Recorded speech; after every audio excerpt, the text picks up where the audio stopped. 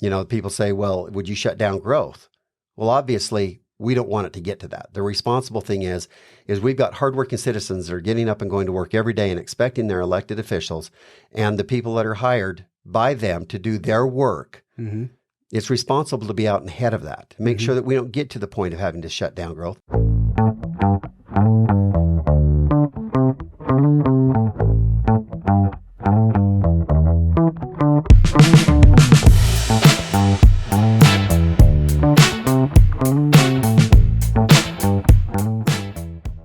Hey, everybody. Thanks for tuning in. I got Kurt Ivie. We just wrapped up a great conversation about water. We talked about citizen engagement. We talked about the Constitution, the CD2, the District 2 election. We covered a lot of topics in this. I really appreciate your time doing this. But let's get out the vote. So November 21st, your ballots are due. They're in your inbox right now. They're in your mailbox. Make sure you check the boxes, whether you're dropping it off or you're putting it in the box the day of Election Day, November 21st. Make sure you get that ballot in there so we can get them counted and vote for our next 4 years of city council members in all the cities.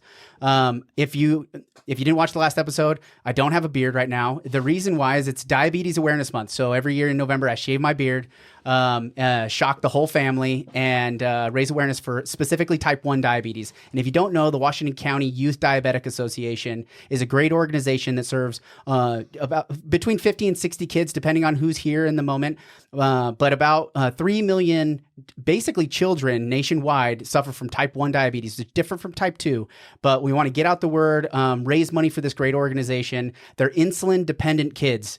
Type 1 targets kids more than anybody else, and they're insulin-dependent, meaning they need injections. They need to have constant monitoring, and there's lots of resources, but a community is really the support that it needs. So Washington County Diabetic Youth Association. I'm trying to raise $10,000, so I'll put the link in the comments below so we can raise some money. But enjoy this episode. Kurt Ivie, Washington City Council. He's in the running for re-election. We'll see you out there, guys. Have a good one.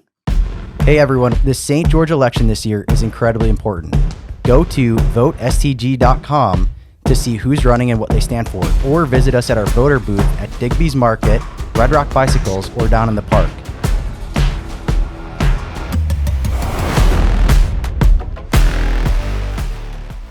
You're running for Washington City Council, and first of all, I want to say thank you for running, because being a city council member is a thankless job, at least as far as I've experienced so far. You got a lot on your plate.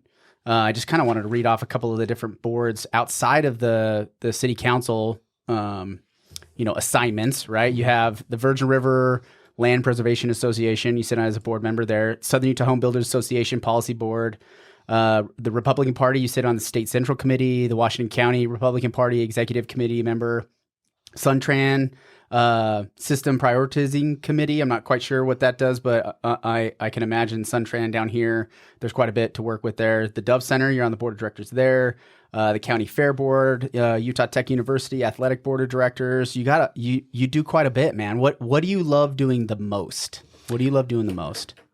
Well, what I naturally enjoy most, of course, is athletics. Okay. I love the board at the university. I'm a retired baseball coach. Oh, cool, man. So athletics is my relaxed time and passion. But the reason that I serve on all those boards and others is because I found out early in this city council gig that I have is that the most important thing in politics is what you don't know.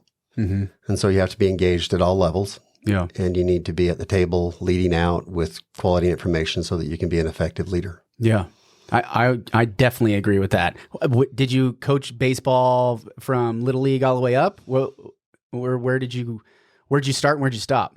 So I was the baseball coach at Dixie High School. Oh, nice. From 1988-89 to 2019. Oh, wow. It was a marvelous time. Great relationships, and something that I'm very proud of is that we were able to win 6 state championships in 30 years, and that's Go Flyers. That's something that I'm very proud of. I love the boys that we coached, the relationships that I made there with the other coaches and people around the state. It was really a nice way to raise a family as well. It was in our springtime. That was our springtime, going to games and ending up at the state tournament, hopefully, and it was a good time. Thinking about that long coaching, St. George has evolved a lot since then. In the 80s, when did Pineview open up? I believe Pineview came on like 84. 84, okay, a little bit Not before. positive, about 84. But when I was in school, the rival was Cedar City. That was a rival, yeah. That was, you based your whole year's success whether or not you beat the Cedar high school team, the Reds is what they're called now. And hopefully you had a immaculate record. Did you beat them every time? You know what? They got us once or twice, just enough to keep it interesting. Nice. Cedar always does a nice job with their youth programs and their high school sports. Good friends there as well. But what changed over the years is that you added Pineview, then you added Snow Canyon, and you added Desert Hills, and then our beautiful high school, Crimson Cliffs, that resides in Washington City. Yeah, I've become a very solid fan of Crimson Cliffs. I'll always love the Flyers, but that's our city school. My grandson's looking to go there, and they have marvelous principal and teachers there at that school. In fact, all of our city schools, we're very proud of our schools. That's awesome. What was your favorite part about coaching baseball? Was it, the pitching side? Was it hitting? Did you have like a specific, skill set that you liked teaching the kids? I enjoyed the boys the most. They were just amazing. They're just great athletes, smart, very capable young men that become life friends. But my specialty was I was a catcher. And so I coached catching, infield, and hitting were my things that I spent the most time on. Isn't that funny? I feel like catchers always, not always, but the best coaches were the catchers because they're sitting there, they're watching the game from, an active role, but it's calling the game, right? Baseball is I've said this before, but baseball is for smart people. It's a game for smart people. There's games inside the game, and the catchers get the best observation point to that. So that's interesting and not surprising why you got into coaching as a catcher. Many attend and few understand, but there's a chess match going on every pitch. And you're right. The catcher has the whole field in front of him. Yeah. And so that's why they're kind of the field generals, to direct the players and to make sure that their signs are coming from the coach right and trying to keep things in line on the field. Yeah, that's cool, man. Well, I love that you love baseball because I'm a big baseball fan. So, and MLB is not what it used to be. The game's changed quite a bit, but at the Little League level, I imagine there hasn't been a whole lot of change that's kind of occurred over the years. Would you agree with that? Well, I think the big trend that has changed is it's shifted away from Little League to travel ball. Yeah, and that's a good point. And the specialization that they have there. I mean, a lot of Little Leagues, it was more, neighbors that are coaching a team. They wanted to have kids playing ball. Yeah. Travel ball is much more organized and defined. There's a definite need for both. Every young man and young woman should be able to play baseball or softball. It's an experience that everyone should have, and very proud of Washington Little League. I'm involved there as well in advocating for their needs. We have a nice little complex there by the community center in Washington. Yeah. And we have a very robust Little League program, very proud of the volunteers, and we have a very solid tradition of success. And that's one thing that it was always important to me, is that kids have those opportunities for whatever their interests or talents takes them. Yeah. So you're rerunning. So you're going up for a re-election. Right now, I think there's only five people running for the 3 available Washington City seats, the city council seats. The 3 incumbents. There's 3 people that are running, then only 2 challengers. How long have you been sitting on the Washington City? I did some research, but I got to be honest. I wanted to come in fresh with an open mind just to learn. So, how long have you been as a city council member? So I've been on this term for my first term. My first full term is this one, huh? Okay. First full term, yeah.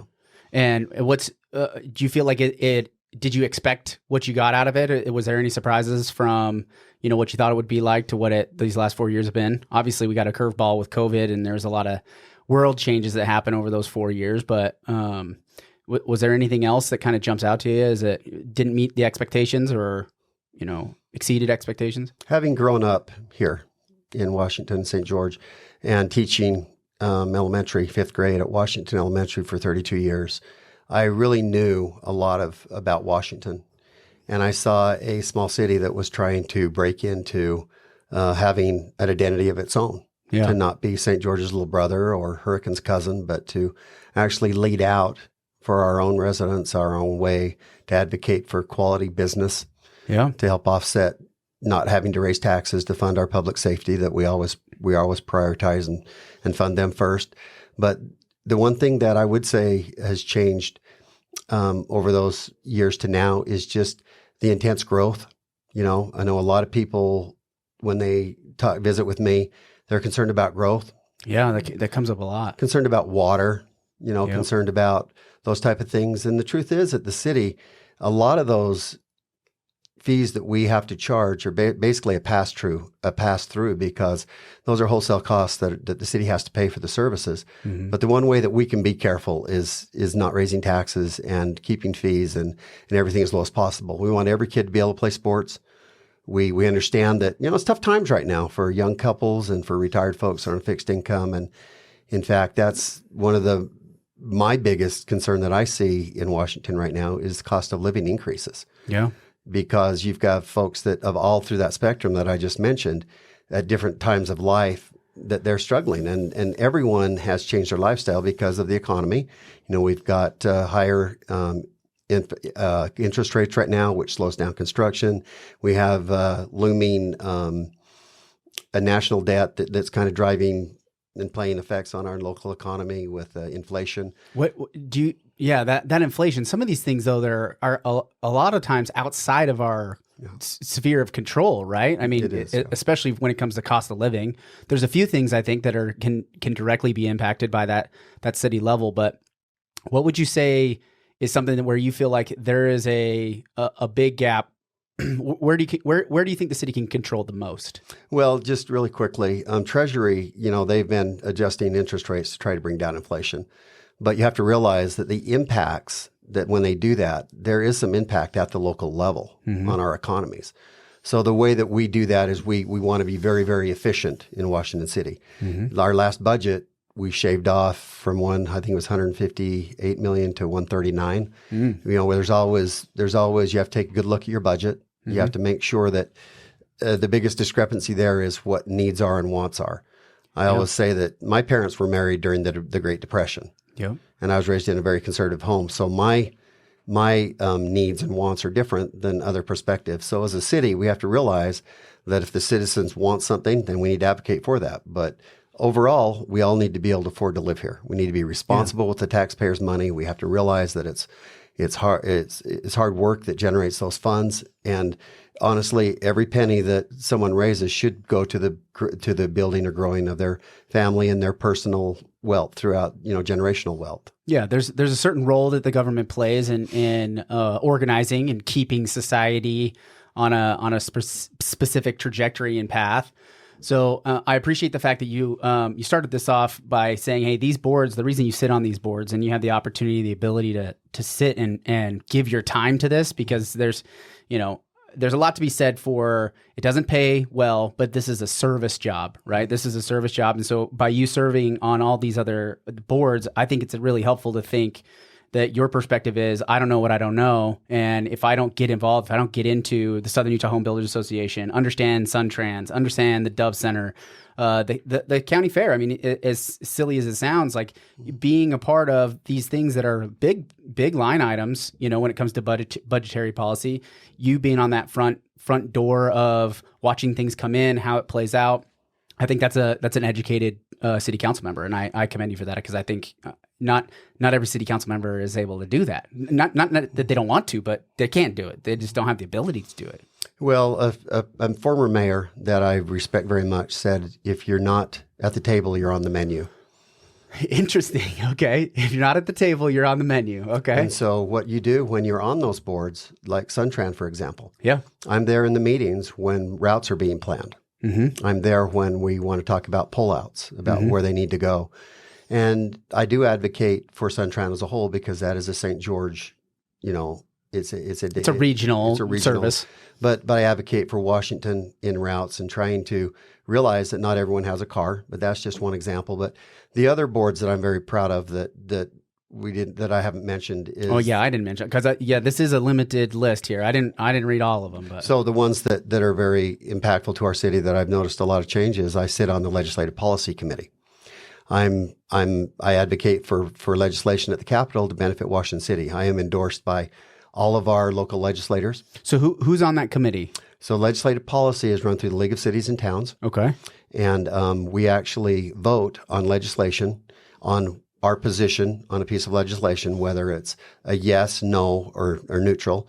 On legislation, we also sit on boards and committees, and we're very front row at committee meetings during hot bills that are coming through. And we've had a lot of those this last session. This last session, we had a lot of bills that, they kind of try to morph into one and try to make one bill to make a lot of needs. But to do that, you have to be there. And I'm at the during the session, I'm at the Capitol on Monday for legislative policy. And then sometimes we have other meetings on Tuesday, like for the water and other boards that I'm on. But I try to be at the Capitol.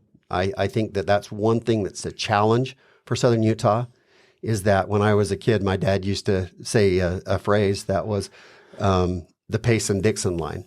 And I didn't know what that meant when I first heard it, but as I grew up, I realized that a lot of people in Salt Lake that advocate for the state and makes decisions for the entire state didn't realize that we were down here in the corner, that Payson was the last city to worry about. Well, that's not the case anymore. We're at the Capitol. We have a very robust policy committee team with Jordan Hess at the city and with our lobbyists, and a wonderful, excellent relationships with not only our legislators, but our bordering cities with St. George and Hurricane and Santa Clara and Ivins. And we have to advocate and pull together, because a lot of what's good for Santa Clara is good for Hurricane. What's good for Hurricane is good for Washington.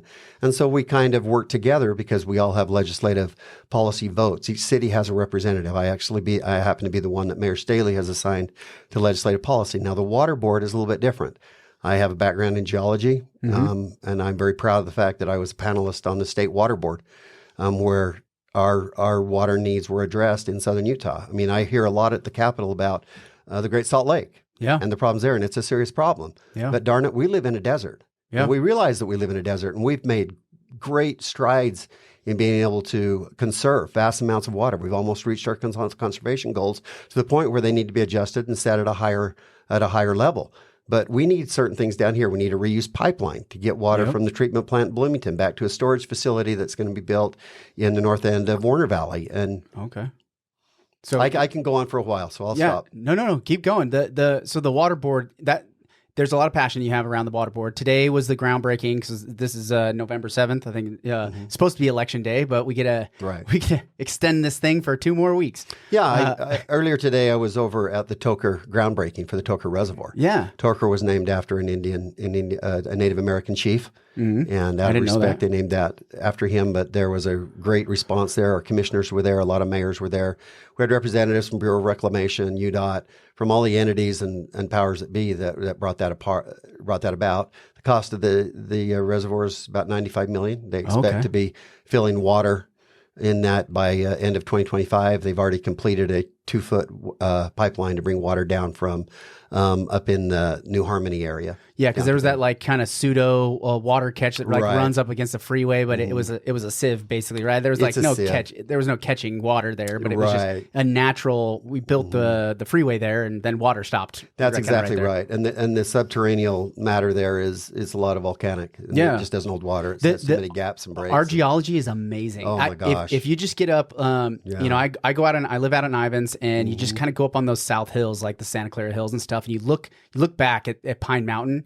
And it legitimately, you can imagine the volcanic explosion, because Pine Mountain, and correct me if I'm wrong, but what I understand is Pine Mountain is an old extinct volcano, but it blew out the side like Mount St. Helens, right? So Pine Valley is a laccolith. A laccolith, It was actually hot lava that was forced in between the layers of rocks and cooled slowly down in the earth. Okay. And over time, the laccolith was raised and the surroundings was eroded. So it's made of granite. Okay. And it was a laccolith, the biggest laccolith in North America, actually. So because it looks like something exploded out of the side. Yeah. Is that kind of the assumption? That's kind of the way that granite erodes. Okay. But what you're seeing is granite. Okay. Pure granite, but then on each side you've got some of those crimson layers that's been brought up with that, and some of the eroded material shows kind of what the layers are below. But yeah, we have a unique geology. I mean, everywhere you want to go. In fact, I had a friend that I met, an older gentleman, called and met him at the store and had a good visit with him. He says, well, I just moved here from Michigan. What do I do? I said, you go to the store and you buy one of those game spinners that just has a little spinner on it. Uh-huh. You spin that thing in whatever direction it points. You go that day, either on a 4-wheeler or in your truck, and go explore, because you'll find something amazing. We live in the best place in the entire world. Our climate, our scenery, our ability to recreate. We're just very blessed to be here. Yeah, the Mojave just crashes into the Rocky Mountain range, and like just all the amazingness that is Washington County, right? Just from edge to edge is just so incredible. The Great Basin is an amazing place to live. Yeah. And so knowing that geology when it comes to water, so maybe let's say I don't know anything about water. The first question I ask is that I hear all the time is, we're going to run out of water. What would you say to that? Well, I would say that we're not going to run out of water. Okay. My greater concern from running out of water is the bigger concern for me is paying for it. Okay. It's expensive. We live in a technological age. We have massive abilities to move dirt and to build pipelines and do what we need to do. But paying for it is going to be expensive, and we're going to that's going to affect all of us. But the thing about the water in our area is we only have one water source, and it's the Navajo Aquifer, which is the drainage systems from Cedar Mountain and all points east and west. It drains here. Mm-hmm. We have some really good subterranean wells and springs that we can utilize. We have Virgin River flow that we need to do a better job of catching that water and keeping it in the system rather than allowing it just to run into Arizona. So we need to introduce a secondary water source into that primary water source, which is the Navajo Aquifer. And so that's where the reuse idea came from, is that we can reuse that water over and over again, which extends the yield greatly. It's kind of the Vegas model, right? It is the Vegas model, only we don't want to be Vegas. We don't want, we don't want water cops. But learning about how to reuse it and creating a system that doesn't lose, we could capture it at all the turns we can. Yeah, and all reuse. But eventually, with the current administration in the White House, the Lake Powell pipeline conversation has fallen flat. I have a very good friend that works at the dam that is a Washington City resident, and he at gives the dam? he works at the dam. He's reclamation over at Glen Canyon. Oh, Glen Canyon. Okay. Lake Powell, and so he's a great source of information because water. I don't know if you've been involved with enough to know this, but water numbers fluctuate. Like some people record water this way and this way. So it's really hard to get a bearing on exactly what the numbers you're looking at. What's coming in, what's going out, what are our levels? Well, we saw 20 years of drought, and that reduced the water in Lake Powell to very minimal levels. In fact, the outlet that was going to feed the water line for the Lake Powell pipeline was way above the water line. So, those are of great concern that we need to be aware of. But we also have been blessed this last year and a half with the greatest amount of moisture in the history of recorded time in southern Utah. We've been very blessed with that. And what we have to do now is we have to remember what we've learned in conservation. We have to remember that we have other water abilities. And the thing that people don't realize is that we only capture about 15% of the water in Utah for our use. So there's a great ability to catch more water and reuse what we have. Conservation is just being a responsible steward, no matter what your role is. Turn the water off when you're shaving, washing your car, those type of things are all conscious measures that we can do. But the one thing that's just simple to me, I said it the other day, I had a lady come up after an event and said, because it was just a simple idea, raise the mower deck of your lawnmower. If you raise the deck, it leaves more grass in place. It takes less water because it has more cover to keep the roots moist. Just a simple idea like that. Yeah, that's actually really interesting to think about. Even simple conservation strategies, but we're talking about drops in the bucket though, because we're from the way I understood it at the Washington City, each city has an allocation of water, right, that they might have purchased in the past, or they have rights to through the Washington form of water rights. In the form of water rights, right, where they the cities have them, or they're getting them and paying for them by the Washington County Water Conservancy District, right? But the city of Washington themselves, they're basically out as far as the amount of permitted water, of their rights, the shares to divvy out to the different permits.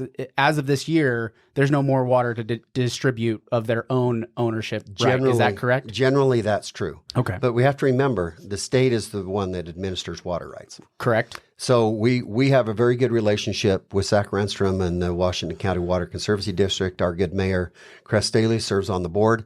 And that partnership is important. As I said earlier, we have to have good relationships with partners to advocate and work together to be able to have the best solutions for our residents going forward.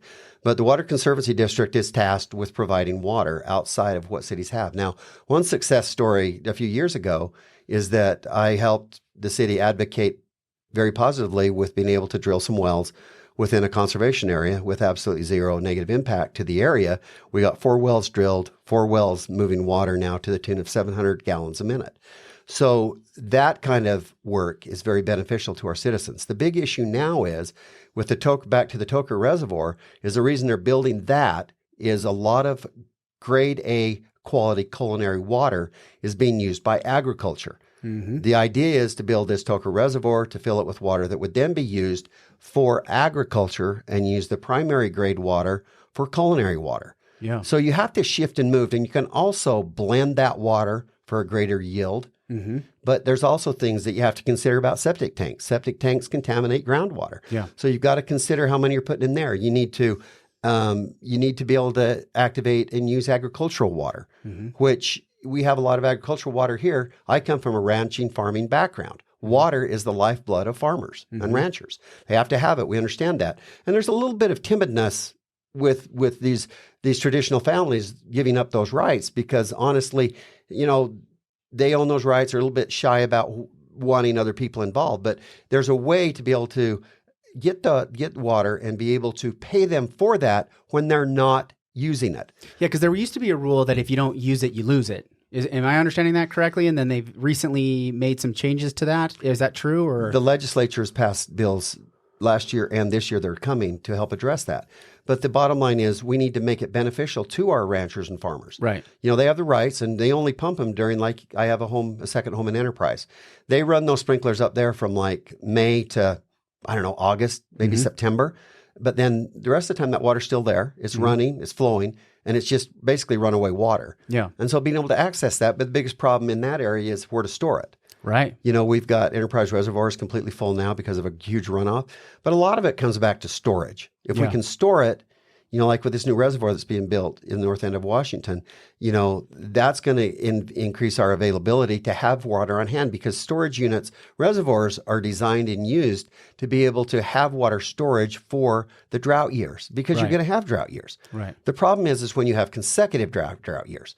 And so you have to plan for those and consider every variation of that so you don't run out. Yeah. So based off of growth, because now we're balancing growth, it seems like water tends to be this lever of, we can only grow as fast as the supply of water, which from the way I understand it has been the history of Washington County, right? Water's always been the most scarce resource. It's most difficult to manage. Looking back at the history in the Santa Clara River and damming of that and trying to control that, it just failed over and over and over because of flash floods and things like that. So it's kind of been the history of Washington County. Do you see these things they're really intersecting right now? Do you feel like they're really intersecting? And is that something that somebody really should be concerned about? Well, my dad, I say this kind of tongue in cheek, but it is honest. My dad used to pray for rain when it was raining. I told him one Sunday afternoon after church, we was having Sunday dinner, and I said, Dad, the Heavenly Father's going to get tired of you praying for rain when he blesses us with rain. He says, son, I just don't want him to ever forget that we can never have enough water. Yeah. So, I think what we have to realize is that we will do the responsible thing. People say, well, would you shut down growth? Well, obviously, we don't want it to get to that. The responsible thing is we've got hardworking citizens that are getting up and going to work every day and expecting their elected officials and the people that are hired by them to do their work. It's responsible to be out ahead of that, to make sure that we don't get to the point of having to shut down growth, because by doing that, it has very negative impacts on our economy. Yeah, there's really, second and third consequences are almost hard to calculate, truthfully, right? But we've seen it in the past. You look at, the housing market crash and what that did to the construction industry, which did what it did to the labor workforce and the amount of, the better part of a decade that we just didn't have. And we're still suffering from a labor force shortage that left during that housing market crash, because that's where the majority of jobs, were built around. I think we've done a better job over this last decade in having the economy be a little bit more diversified. There's not, one sector of the economy that's really overweight comparatively to some of these other jobs in these other industries. And maybe you disagree with me on that, but that being the case, construction is a big economic driver for the county. And I've come from the perspective, if you're not growing, you're dying, right? If a city is growing because it has all the values that you would want to live in that area, right? You have good schools. It has, a healthcare system that is operating, that you can actually get in and see a doctor. It has, a government system that's operating efficiently and not funding public safety and these things like this. And so I think a lot of it being beautiful here is one reason why people come here, but a second consequence is that they stay here because it's so amazing because all of these factors all function together. And so I'm appreciative to the, at least the elected officials that have got us up to this point. And I know you're wanting to keep moving that ball forward. So thinking about growth, I know Washington City's focused on business growth at the moment, right? Because I think 80% of the city has been pushed out as residential. Do you feel like that was the right decision of the people before you for really, isolating zoning to be mainly residential, and kind of there's been a lot of pressure to keep commercial out of the area? I think that this current administration that we have with Mayor Staley, he's been mayor for 2 years. I'm just finishing up my first term. And our current city council, we work so well together. Yeah. But the one thing that we realized is that if you want to keep taxes low, you have to incentivize good commercial development. Not commercial development, good. So for the last 2 years, Washington City was named the best city in the nation to start a business, cities under 100,000 in the entire nation 2 years in a row. Now, why is that important? It's because the conversations that I've had just in this last month, big players. I hear all the time of people want Hobby Lobby, Trader Joe's. I hear it all the time. Well, I'm going to get in huge trouble. I had a conversation with them a week and a half ago. Yeah. They're identifying lots because I asked them why. They recognize that other experts in the field have recognized Washington City. And why? Because we're a great community. There's a lot of upside to what we're doing here, and people recognize that. We have great, honest people, hardworking, that are industrious, and it provides that infrastructure for their business. But the reason it's important to incentivize this commercial development is because we fund our city budget with sales tax revenue at 65%. And property tax at 35%. Now, at one time, Washington City was content being a bedroom community. Like you always would say, growing up in Washington, well, we got to go to town to get groceries. Yeah. Well, that's not the case anymore. We're not happy with that. We are very proud of the strides that we've made to move the city forward, to not only create our own identity, but to chart our own course and take our own path moving forward, because that's how we truly serve our citizens. It's that sales tax revenue that we fund our public safety first. And that's one of my most proud boards that I sit on, is I'm the council liaison for public safety, Washington City Fire, Washington City Police. I do ride-alongs every week. I talk with our firefighters and police at the fundamental level to be able to find out what's going on. What they need. How do we provide for them? They're helping us. We need to do all we can to help them. Well, one thing, as you mentioned, is we need affordable housing. And there's been no more conversation, maybe water and affordable housing, because they're really, really hard things to solve. But the one thing about affordable housing is that the state has passed bills to try to speed up the process, to cut down the red tape, and all that works. And then people like to talk about affordable. Well, what's affordable? It depends on your income. We need to remember that affordable housing is one thing, but there's another side of this equation that a lot of people forget. And that is, we have to create good paying jobs. Absolutely. So that people can actually afford to live here. So one of the biggest announcements that we've had in Washington City ever, as far as bringing in business, commercial business, is a development called ARA. They do commercial warehouse space, and this property that sits just east of the St. George Airport in Washington, this group called ARA, they've come in and they've designated hundreds of acres that's going to be this warehousing. That provides infrastructure that's important to that area for growth, and there's going to be a lot of subordinate upcomings from that. But what they boast is that they're going to provide 2,000 jobs when this is built out, and they pay at the level where young families, retired folks, and anyone that works there can afford to live here. They can buy a home and actually live here. So affordable housing, one thing, providing quality jobs is another. We can't forget. And until, I've helped Senator Lee. I'm good friends with Senator Lee, and we've worked for years on what he calls his Housing Act bill. It's a bill that actually would allow citizens through the city to be able to get federal ground that is not previously designated. We're not talking about pasture land or rangeland. We're not talking about mining land. We're not talking about any land that's been designated as areas that a municipality could take that land and be able, through a process, be able to access that property for affordable housing where a young family could access that and be able to use that to build generational wealth. Well, with the current administration in the White House, that bill has fallen flat.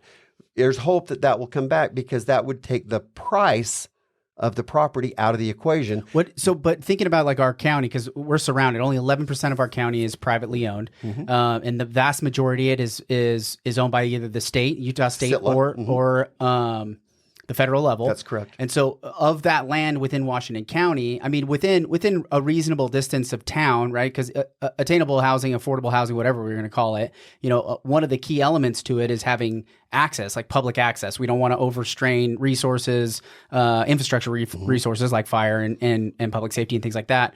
So is there all that much land really, within a reasonable distance that we could use that land? So I will speak to Washington City. Okay. We have vast holdings from the State Institutional Trust Lands Administration, SITLA, and federal level land that sits in and around Washington that is very accessible. Part of our master plan sits there. So what you'd have to do is this takes some work to be able to detail it. But the idea is utilizing federal land to help people to attain home ownership. Yeah, I love the idea. Because truthfully, whatever we've been doing up till this point hasn't really worked. It's not working. And then even thinking about what other cities have done previously to try and combat it, right? Whether it's rent control or Section 8 housing, or there's so many ways that other cities and municipalities have tried to solve the problem, and none of it has worked. None of it stood the test of time. And from my perspective, of affordability, there's three elements of the affordability. So I measure the affordability index, right? And the three pieces of that are the interest rate, which we have no control over, right? Federally ran. We have the wages, in which our economy is paying, right? What the median wage is, and then what the median price of the home is. Median price of the home is impacted by supply and demand. The types of home that we buy, the amount of homes we buy in comparison to the demand for people wanting to live here. Well, over the course of the last, 3 decades, St. George done a great job of attracting people in demand to come here, whether it's through retirees or tourism or, people wanting to live here because of how amazing it is. Demand, there's no shortage of demand. Supply, though, has always been a challenge. And part of that is water, part of that is land. But to this point, I actually need to look up that bill that he sent through. It's the Houses Act. I'd be glad to send it to you. Yeah, the Houses Act. I love this idea. But there's another component that we need to identify, and that is, in America, we're all governed by one Constitution, right? It protects all of our rights. Whether we don't agree or not, it protects rights. Well, developers and contractors have the right and ability to build the homes in their business that they want to build. And if they want to build a home show home, that's their right. I don't feel that cities have that responsibility to provide affordable housing. What I feel is that we need to provide the opportunity so that it happens. Yeah. So as far as and this is like a zoning conversation, right? Right. Well, we want to provide those opportunities to, you have to be in your zoning. You want to, I'm a constitutional guy. I feel like that land ownership, property rights, lands on the individual that owns it. And I think that the least amount of government interference is the best. But I also think that we need to have a mind for incentivizing these developers and builders to build homes that our police and fire and teachers can live in, with the idea, again, that we're providing quality pay for them as well. But through zoning, we can try kind of incentivize that. The legislature has tried and passed a lot of bills to try to bring that about. But you're right. The reason that none of them has been vastly successful is because people have a right to make their money. If you're selling carpeting, if you're selling rain gutters, if you're selling tile or even earth moving, you have a right to make your money. And it's really hard to get all those entities together along with the city and say, okay, well, we're going to cut out 50% of this cost. Because everybody's got to take a haircut. Because if I take that from one person over here and I say, okay, well, we're not going to make you pay impact fees for your house, then these other 10 homes are going to be paying for that. That's exactly it. And so you can't do that.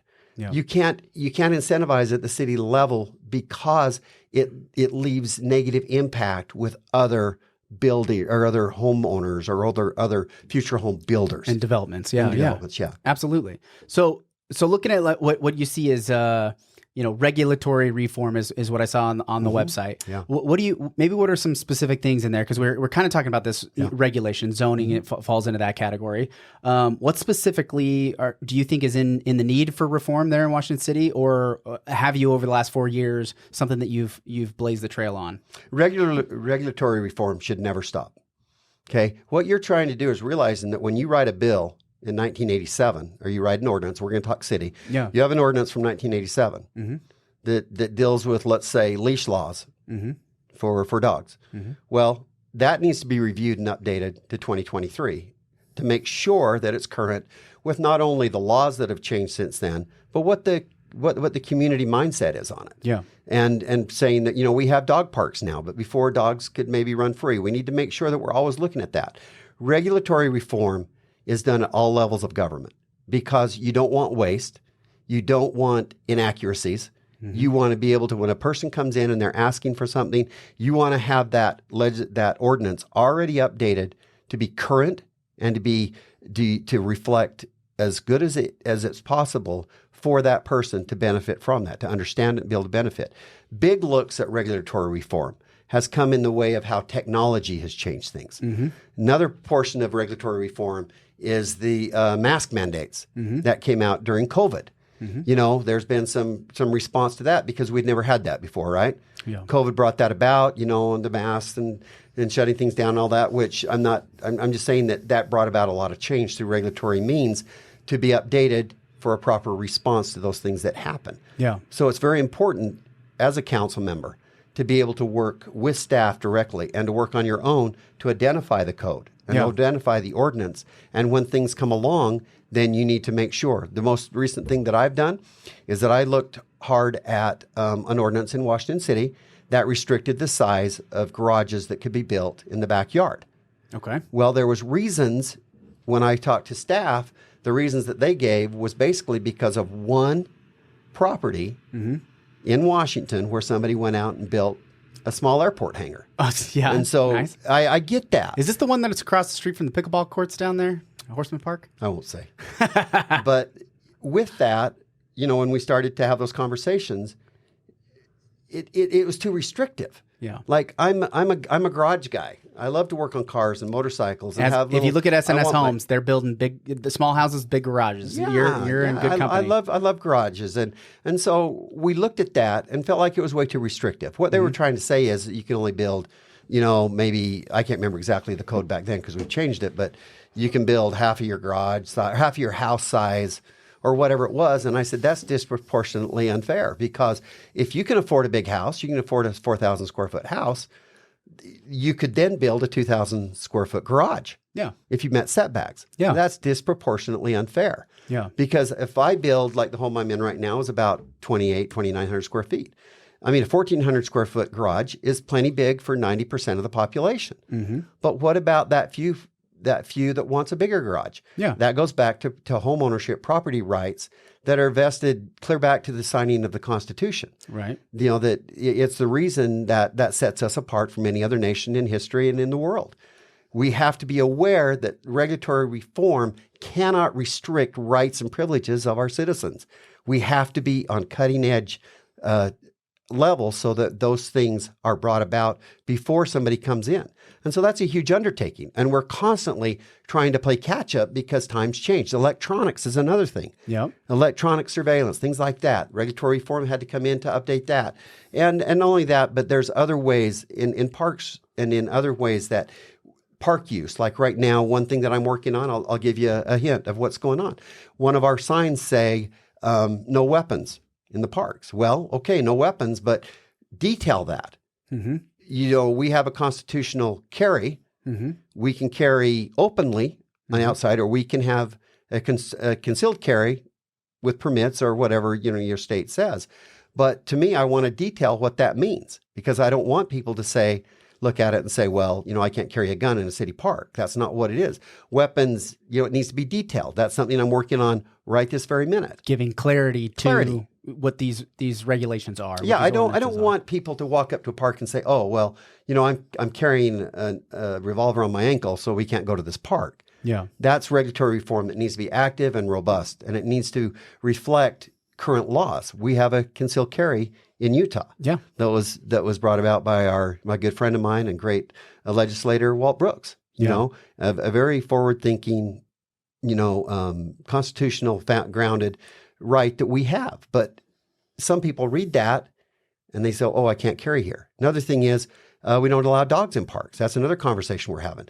We've had a situation where a dog bit some soccer players that run by, and the dog was on a rope, but it was went at the end of its leash and nipped a young man in the leg. Nothing serious. Dang it. But that resulted in maybe a little bit of overcompensation.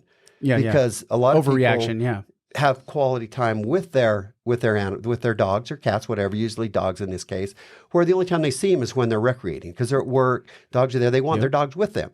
So I'm more inclined to say we need to be able to have laws that reflect that we expect and know that our citizens are going to be responsible.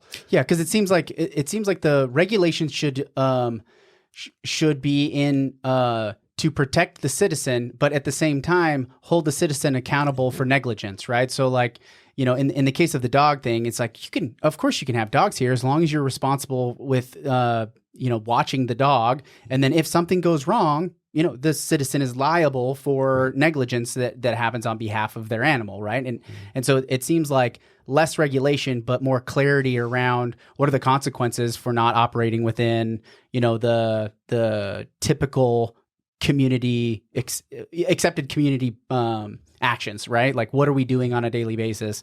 Are we following the culture of the town, right? If there's leash laws in place, obviously we don't want dogs just running out and biting somebody, but there should be some kind of consequence if you're not going to control a dog that might not necessarily, but dogs have minds of their own. Sometimes maybe that kid had like a steak that day and he was hungry. I don't know. Well, I don't know if we'd call it a pet peeve or pet project, however you want to say it. The one thing that frustrates me is when I see you go somewhere within a city or a county or state or national park and it's closed. There's roped off, you can't access it, you can't use it. We try very hard in Washington City to have our trails and parks open.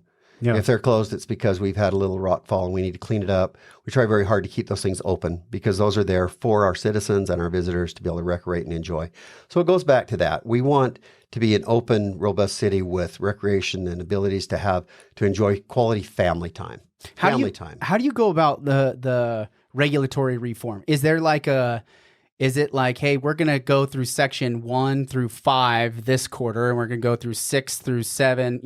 Is it set out where you're always looking at that as a roundabout, or is it as things come up, you're attacking it in a reactive role rather than a proactive role? I can't answer for my fellow council members. I know that they're very engaged in this. They do a great job on the council, but there's not like an organized. No, for me, what I do, I'm in the park section right now. Okay, and I go through, and I have a time every month, every week where I sit down and I go through it.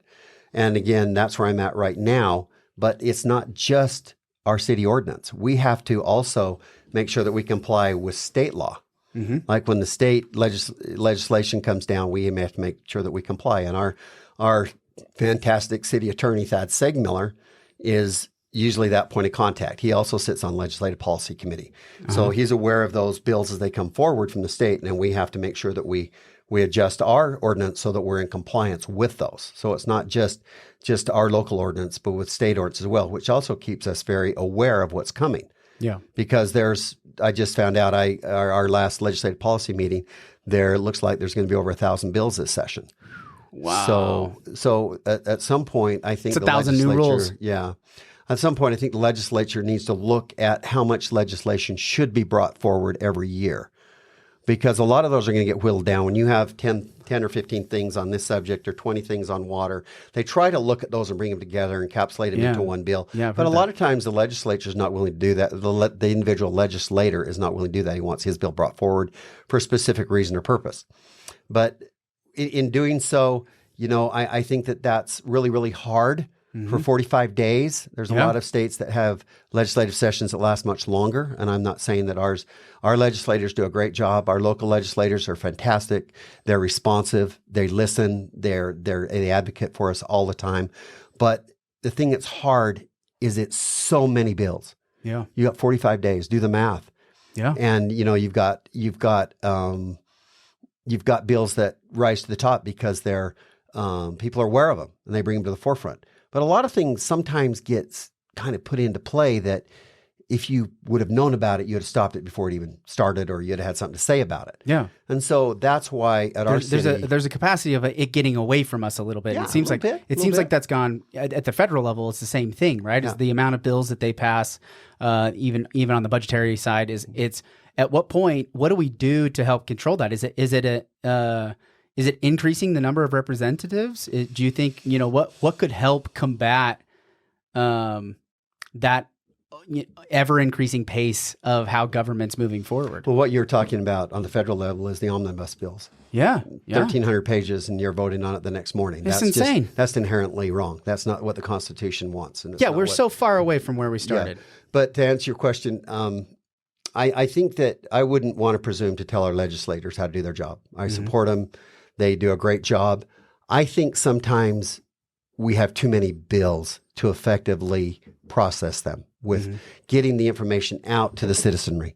For legislators to be able to say, hey, here's this bill, citizenry, my constituents, how do you want me to vote on it? A lot of times it's just sheer time of being able to get that message back. And like I said, the ones that are more important, like the topics that people are more honed into, they address those, but there's a lot of them they're not. I don't know if limiting the amount of bills, I don't know, but I know that humans have to sleep 8 hours a day to be effective, right? Yeah. And legislative session is a 16-hour work day for 45 days. And we want the person that's voting on our behalf to actually have eyes on it and understand it, right? They don't having a staff go through it and be like, hey, advise me on what these bills are because I don't have time to get to it.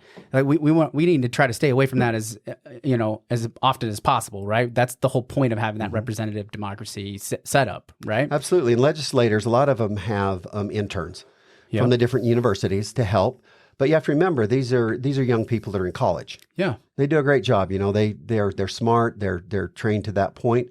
But experience isn't going to help them. We need to have it set up so that when a bill comes through, that we have the ability to be able to address those. And I think the legislature has done a nice job in providing a website that's very functional. You can click on any bill, you can see where it's at, you can read the comments, you can watch the committee hearings.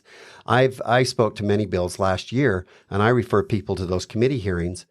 One was on finding antiquities.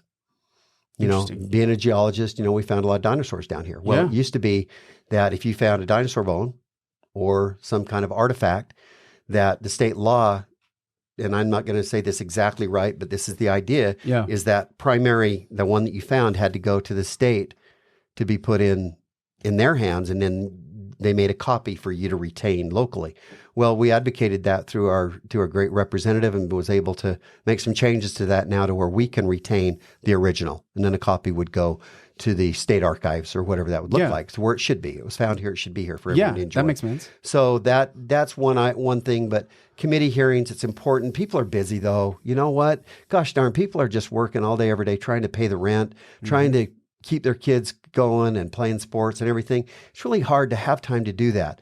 But I do think that maybe having some parameters, maybe, to bring legislation forward, because I look at what we do on the city level. We don't have a tremendous amount of ordinance changes because we keep ahead of it and on it. And so when we see something, we try to change it, which would include a council member that is concerned about it, having a resolution written with the help of a city attorney and writing that and bringing it forward for the council's consideration. And then if the majority votes, then it's implemented into the ordinance.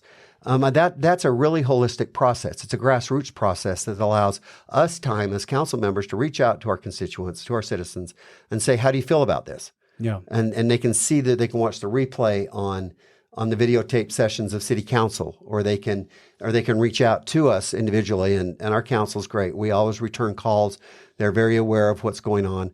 But at the legislative level, I just think that it's very, very difficult to be able to address every bill that comes through in a way that we know where the citizens stand on it. Yeah, yeah. And turning that ship around or figuring out a solution to that, I don't even know. I mean, thinking about it right now, what do you do? Like, what do you do? aside from maybe limiting the amount of bills. But then at that point, what makes the cut and what doesn't? Yeah. What's important, what's not? It's complicated. I think that what I'm going to pose is just, that's just something that I've noticed. Yeah. The League of Cities and Towns comes out with bills, with recommendations to approve or deny or no comment kind of thing. Yeah, I guess the thing that jumps into my mind the most would be maybe we just need less regulation up at the top and have more things land at the local level, right? Is it not necessarily having the state vote and having the House of Representatives have so much to say about so many different things? Isn't this something that could just happen at a local level?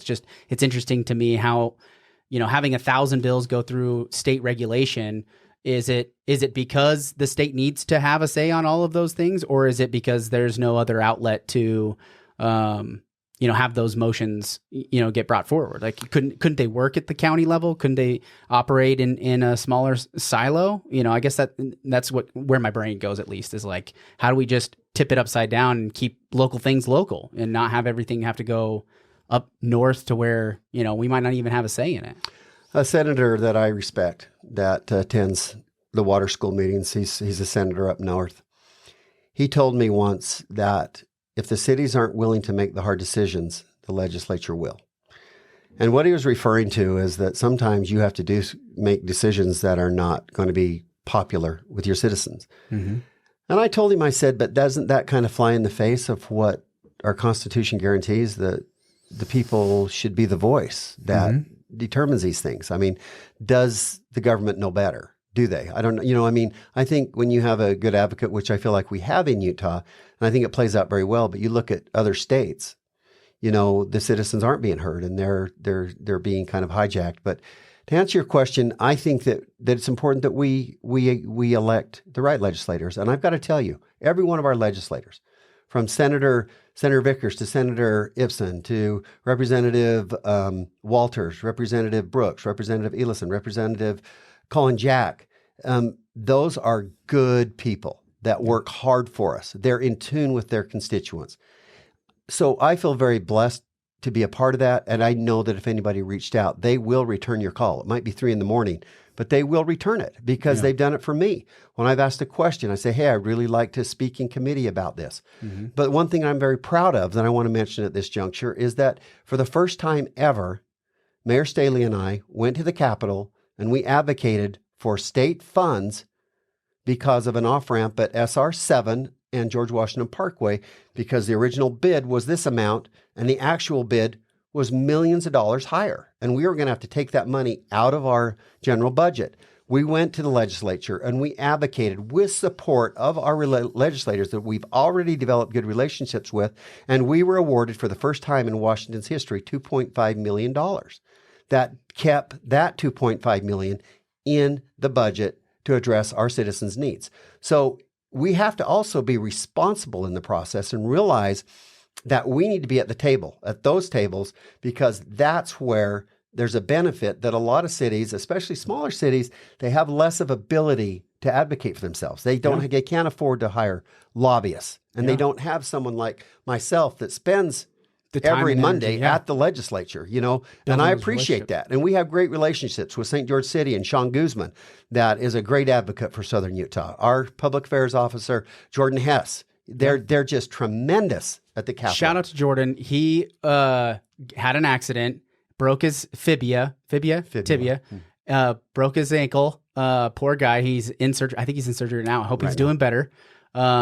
But shout out to Jordan, because I know he's having a rough go of it today specifically. But yeah, we got a lot of good advocates. I think to your point, and this is something that I've talked about with Jeff just on the show, but also independently, is like there's 2 elements that we're working with. Is the game, and this is my opinion.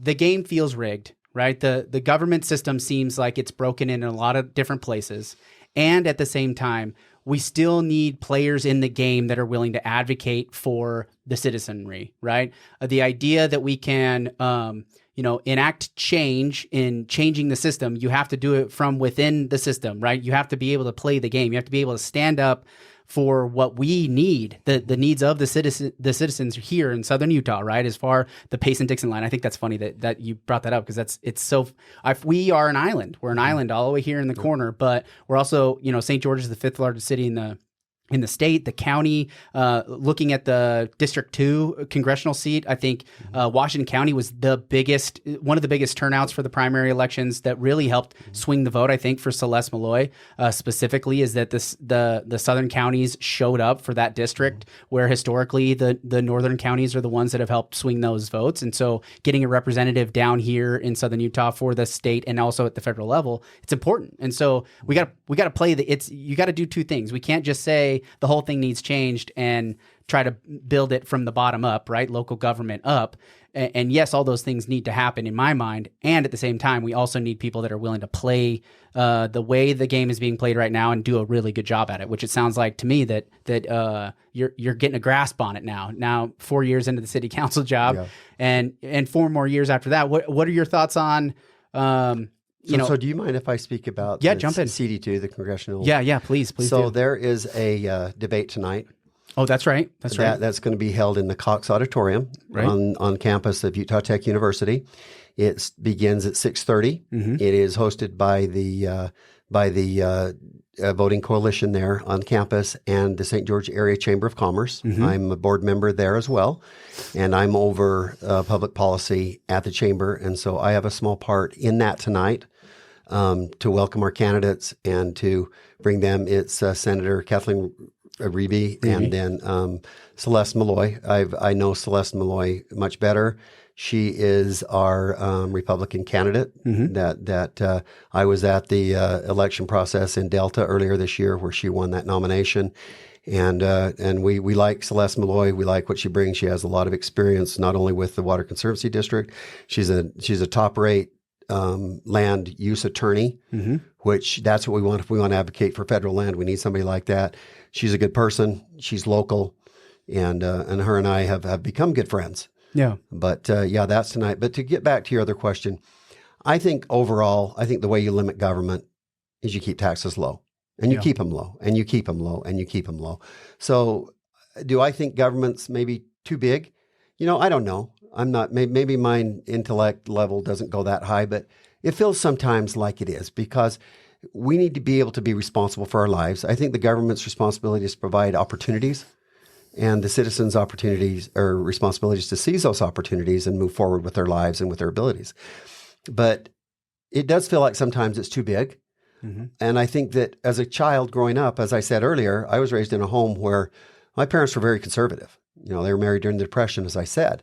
And so again, my needs and wants are different than most. And I find myself on the outside looking in sometimes when I say, that's not really a priority. That's a want. Well, a need is shelter, a need is food, a need is transportation, a need is health care, water. Yeah.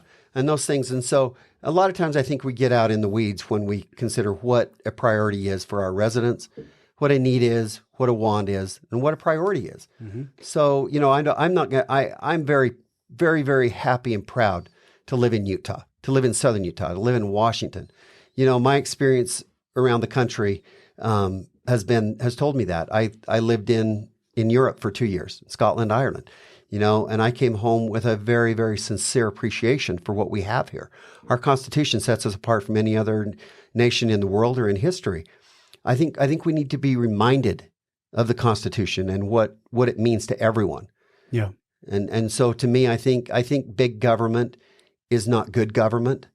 I think that big government doesn't advocate as well, but I am so blessed and thankful for our local leaders and for what they do for us, because there's no corner of the state or city that's better represented than Southern Utah is with our current legislative team.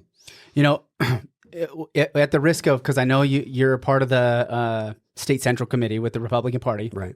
And I know there was some, I guess a scandal is kind of not the best word to describe what happened at the election with Celeste Maloy and some of the due process things that got her the nomination. However, the overwhelming vote was for her to take from the primaries into this general election. So all that to the side, I am curious. I found it interesting that there wasn't any other parties, even though Brad Green is the Libertarian Party candidate. I'm surprised he wasn't invited to the debate tonight. Maybe any thoughts? I listened to this today. Tucker Carlson talked about this today. He was talking about how the system's rigged for a two-party system. The two parties have set it up to where there isn't an option for that third party. And a big part of me feels like there's an appetite for an alternative, not necessarily just within the party, right? But just an appetite for a competitive party platform that's not a national party platform, like the Republican or Democratic Party. What's your maybe your thoughts on that? Well, personally, and this goes back to who I am, I'm always willing to have the conversation. Yeah. Because I'll be prepared. Yeah. I will do my homework, and I will represent the citizens in the best of my ability in doing so. I have no conflicts. I have nothing to distract me from that. For me, I feel like that if I don't know exactly, to answer your question directly, I don't know why other candidates weren't invited. Okay. I do know that the two candidates that are there, the Republican and the Democratic Party, I think the conversation needs to be not only why wasn't other candidates invited, but can they be invited in the future? Because tonight's there, but let's move forward with that. And if that's something that needs to happen, I know Brad Green. I actually know his father, the good mayor of Cedar City. And he was pretty active in the Republican Party for a long time. I had him on the show. We talked a little bit about why he changed parties and some of the struggles he's had, right? But yeah, so maybe I cut you off there. No, I was just going to say that I went up to he barbecued and had a little meet and greet here a couple of years ago, and I was able to meet him there. And, I just think that we always need to be willing to have a conversation. Yeah. And I think that if there's a segment of society that's not being represented, then they definitely need to be represented. Yeah. I think tonight it might have been more a time issue. The primary sponsor is the university and their department there. And, it's I got to go talk to Vince. Vince be like, Brown. Hey, Vince, what happened over here, man? Well, but as the chamber, we don't advocate for parties or for candidates. At the chamber, we just want to provide, the Chamber of Commerce. Yeah. Okay, yeah. At the Chamber of Commerce, we don't advocate for parties or for candidates. We provide opportunities for people to hear the message. Yeah, education. So what we would do is come in and say, well, we want to help sponsor that because we take our jobs at the St. George Area Chamber very seriously in that we're advocating for business. We talked about why building quality business is important. We need to have people in place that recognize that business has a vital part of our communities, that we need to have some balance with residential development and things like that.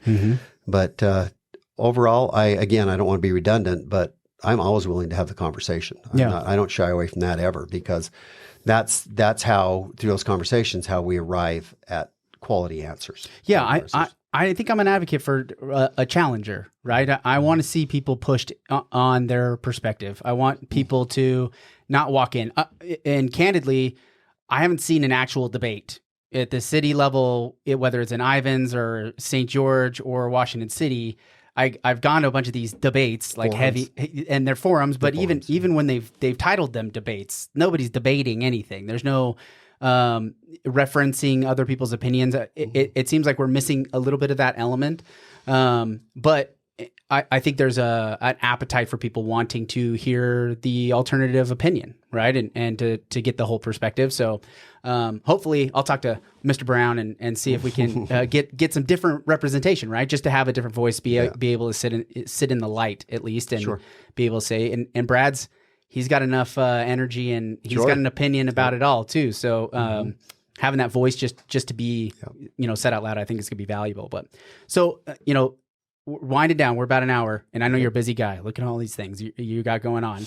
I want to wish you best of luck. But what is the last thing? What is something that you wanted to cover, or something that the citizens of Washington should know about you and why they should vote for you?